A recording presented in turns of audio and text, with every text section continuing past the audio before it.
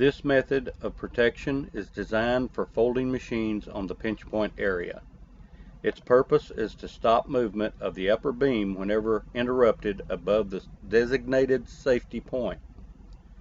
The green light represents the light curtain is as active until the safety point of the upper beam has been reached, at which time the light curtain is muted out, indicated by the flashing red lamp. If interruption of the light curtain occurs during any part of the cycle, it will be indicated by the flashing amber light.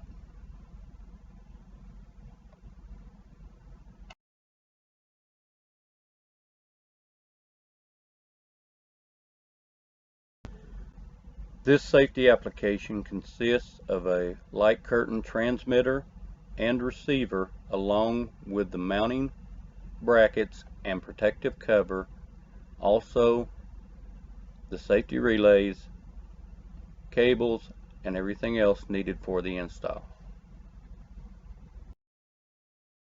Contact Smart Services today for all your safeguarding needs.